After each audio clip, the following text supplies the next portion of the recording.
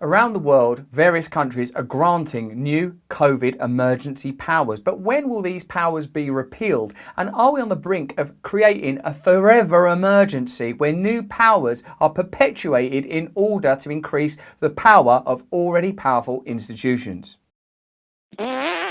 The Scottish Government wants its emergency coronavirus powers to become permanent, including the ability to impose lockdowns and restrict gatherings so long as they believe it is necessary and proportionate. There are two words that are open to interpretation. This is necessary. Who says? I do. And it's proportionate. Who says? I do. The majority of the government's current powers introduced during the pandemic are due to elapse in March 2022, although they can be extended by 6 months. Why is that not enough? Why do you want to have that forever? Can you not see that that could be draconian, disadvantageous to the population? How often do you need to be reminded that the government are meant to work for you? It's like, just seems like a weird abstract notion. You think of them as sort of kings and queens, don't you? You don't think, oi, you lot, sort the bins out. Sort the bins out. You think, oh no, they're coming. They're spying on my phone. They're going to kill us. You know, that's not what it should feel like. One recent study found even as crime levels fell during the first lockdown, stop and search more than doubled. So crime is down, stop and search is up. Interesting. Police forces tried banning Easter eggs as a non-essential good. Oi, is that an essential Easter egg? Oh, I don't know. I mean, it's from my grandson.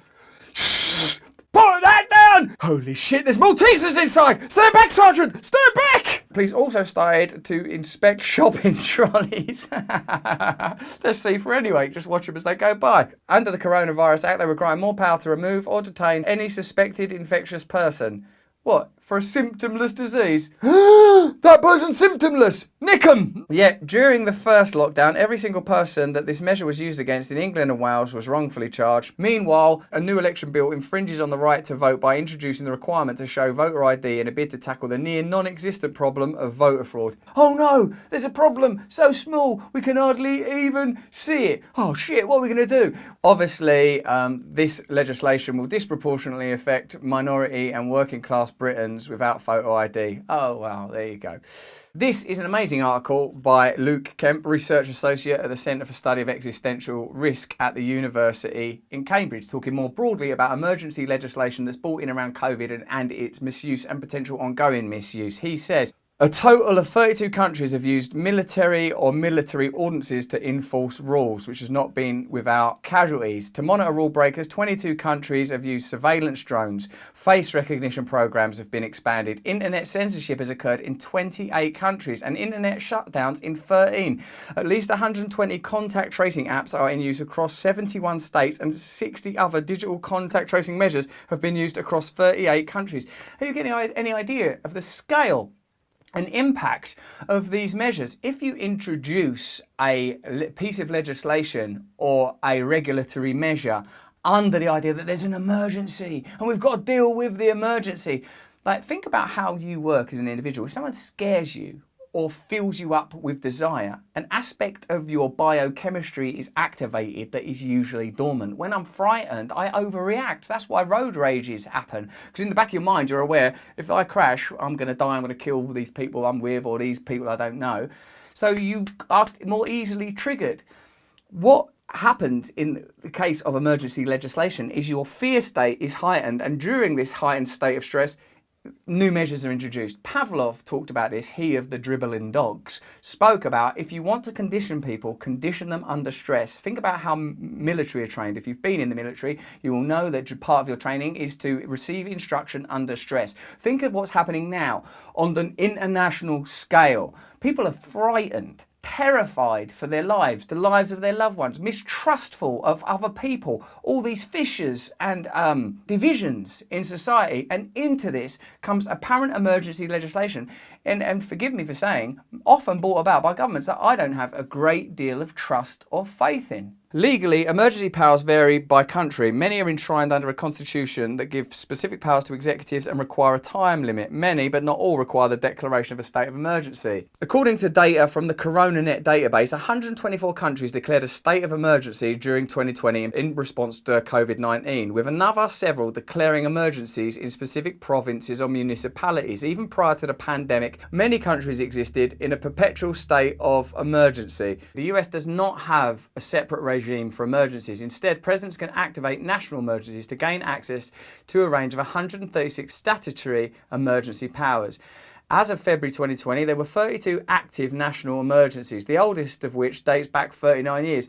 If an emergency ain't happened within 39 years, I'm sensing there's an emergency on the horizon. Yep, looks like that emergency's coming. Oh, damn body oatmeal. If something ain't happened in 39 years, that's not an emergency, is it? I wish it'd hurry up. In 2001, the US Patriot Act allowed the US Congress itself to expand surveillance powers. Some scholars labelled this the legislative model. We all know that in 2001, the Patriot Act meant that there was much more surveillance. Still, the fallout to this day is being discussed, whether it's WikiLeaks or Edward Snowden. But the impact of that piece of legislation, which follows the template emergency, necessary response, refusal to revoke those powers even though the emergency seems to have depleted, desisted. Perhaps more worrying is what can be called emergency responses, exceptional legislation that is not designated as an emergency power but is either passed during or in reaction to a threat. Many of the counter-terrorism acts passed in the UK during the last 2 decades were ordinary legislation but would make most emergency powers seem tame.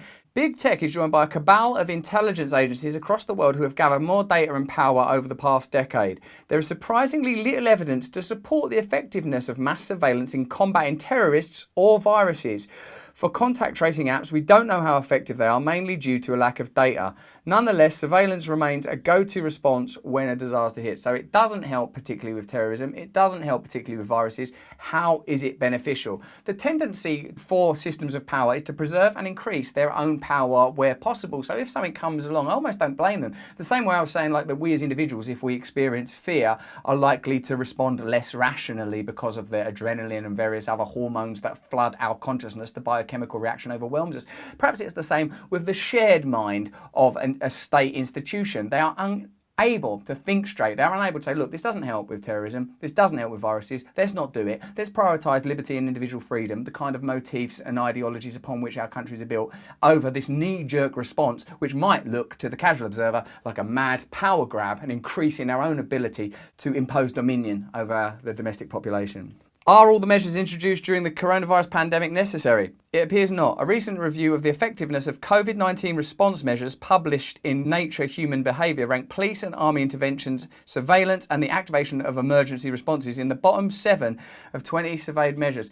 They don't even work. And the people imposing them, the institutions, governments, states imposing them, know that they don't work. This should not be surprising. There's emerging evidence that emergency powers are usually used to benefit governments rather than save lives. One study of natural disasters and the use of constitutional emergency provisions found the more powers given to the executive, the higher the body count.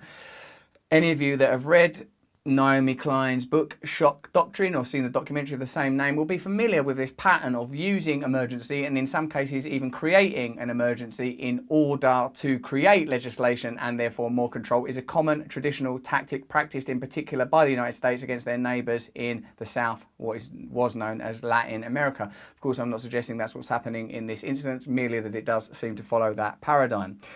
Many of the current COVID-19 measures are an acceleration of pre-existing trends. Reporters Without Borders noted countries with already heavy suppression of media freedom tended to use the coronavirus as an opportunity to intensify their censorial efforts. So it's not like everything was tickety-boom and wonderful and all of a sudden here come these measures. No, there's a trend anyway, and this increases or hastens that tendency.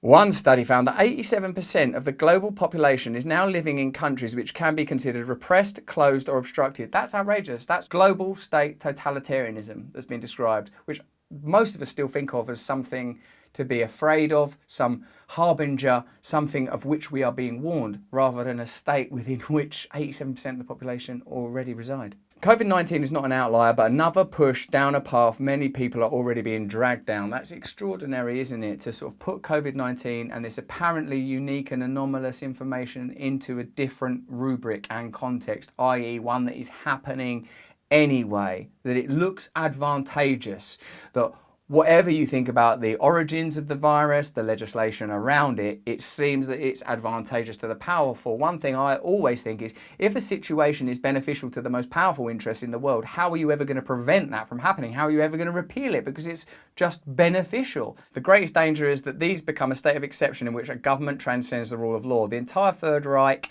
occurred during a state of emergency that lasted 12 years. It began in 1933 after Hitler invoked Article 48 of the Weimar Republic, allowing for the emergency decrees without parliamentary approval. Luckily, that state of emergency never led to Hitler. That guy was terrible. Emergency powers tend to go one way, top down. During an emergency, the knee-jerk reaction is always to reinforce those as top hierarchies in the state and significantly curtail the freedoms, voice and agency of citizens, often in a draconian fashion. Politicians continue to play to fears that during times of disaster, people will descend into a chaotic mess. Yet the overwhelming scientific and historical evidence contradicts this pessimistic view of humanity. Scholars in disaster risk management have now debunked the idea of mass citizen panic as a myth that rarely occurs. As Rebecca Solnit in A Paradise Built in Hell and Rutger Bregman in Humankind have documented, communities tend to display altruism and self-organisation in times of catastrophe. It's necessary for us to believe that what the government protect us from are each other and mad impulses and instincts within ourselves. We have granted them sovereignty over us because we can't be trusted. The other can't be trusted. We live in a fearful, dangerous world. When the evidence suggests the contrary is true, think of your own life. If you see someone suffering or struggling, what do you think? Oh, brilliant, I'll nick their wallet, or I'll take this opportunity to kill them. Or do you think, oh, I better help this person? When we're generally around one another, our tendency is to help one another, to cooperate, to coordinate. None of us is perfect. We can be competitive, and many of us, certainly myself, are flawed individuals capable of making errors and mistakes. But what we are building and what we're racing towards with terrifying pace is a situation where ordinary people have no power, where the possibility to act on our higher nature is being separated from us, denied us, where we are living under a state of totalitarianism, which is the living embodiment and the legal realization of the worst aspects of our nature. Fear, dread, terror, competition, repression, oppression. This has never played out well historically, and there's no reason to believe that it will play out well now. This tendency towards kindness and community, the writer of notes, can be seen from the very beginning of COVID-19, from hackathons to create low-cost PPE to community organised efforts to protect the vulnerable. Instead, it is the government and military overreach that tends to worsen disasters. My intuition and my experience tells me that centralised power is beneficial to the people that are at the very centre of those structures and systems of power. Generally speaking, shared power, localised power, community power, individual liberty are beneficial to the individual and community. Just think about it for a moment. Where do you want power and authority? Over there, centralised, where all it can ever do is crush you in under the pretense and guise of protecting you, or for the individual, for the community, where you can meaningfully use power, whether we're talking about resources, the ability to make legislation, the ability to decide which freedoms to prioritise, which rules and values to promote. The further from you the ability to make decisions moves, the worse the kind of culture you're living in will become. It seems unavoidable to conclude from the brilliant writing that we've looked at today that coronavirus 19 and the legislation around it is being used to further entrench and centralise power and to usher in legislation and systems of governance that are not beneficial to ordinary people and not even beneficial to solving the very problem they're being introduced to address. Thank you for watching this. If you've got any comments, please comment below. Give us a thumbs up, a like, share it around, communicate with people. Please sign up to my mailing list, russellbrand.com, in case I can't communicate directly to you for some reason in the future. If you want to hear me have longer conversations, go over to Apple and sign up to Luminary, the podcast network, where my under the skin conversations with brilliant thinkers are available, one per week, along with a meditation above the noise. If you don't want to pay for stuff, have a look at this video where I talk about a similar subject. Or if you want to learn meditation, go over to my side channel, Awakening. Subscribe there. You need to do both. You need to be aware, educated and awakened. Thank you.